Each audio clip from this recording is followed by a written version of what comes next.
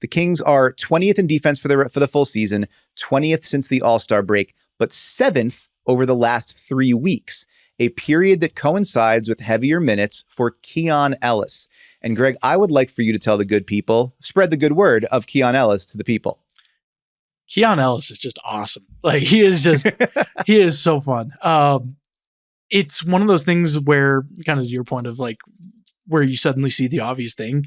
It's like, how did no one recognize, within like the Kings staff or whatever, like, how did no one like recognize the opportunity to like put him in? Because, we talked for most of the season, like, man, if the Kings just had like one more guy who could defend the perimeter, and Keon Ellis can defend the perimeter. I mean, one bad look off of Jalen Brunson aside, I mean, he had an amazing defensive game against him.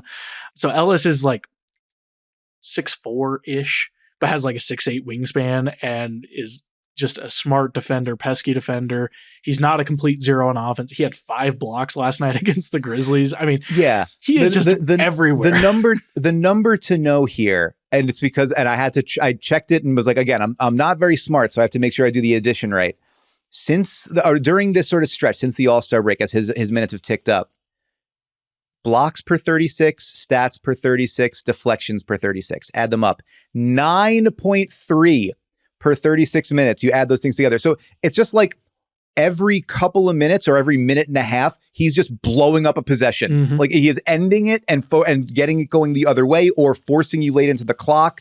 And that stuff doesn't even capture your, he just has the right understanding of the switch to go like, I'm going to, or you're trying to navigate and communicate through a stack pick and roll. And he's like, nope. He will be tight on the body of the guy, then let go and make space for his teammates to come through. Like, understanding how to move, even though he's barely played a lot of minutes with a lot of the starters or, the guys that are heavy into the rotation.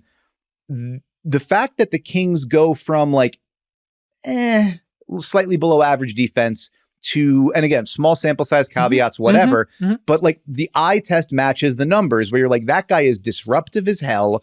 He makes sense in what they're asking him to do on all different kinds of sort of number one options or, lead ball handlers, point of attack guys. You can switch with him. You can have him go over the top of screens. You can press up with him, all these sorts of things. If they go from because the recipe last year was best offense in the NBA allows you to be like the 20th defense. Mm-hmm.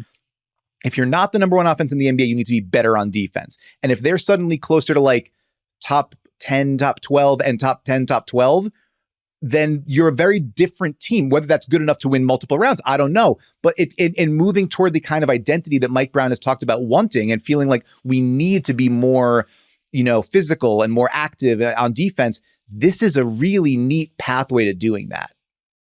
Yeah, the other exciting thing is that the Kings have not been very good at finding those little hidden gems, right? Like, there haven't been many of those over the years. Like, they have not had a great track record the last, 5-6 years for second round picks or undrafted guys. And Keon Ellis was an undrafted guy, 2-way contract, and then, earned himself a full contract finally this year.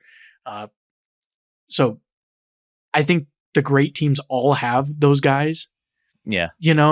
Because you need that, just the value of the salary cap, but also just the unexpected talent injection.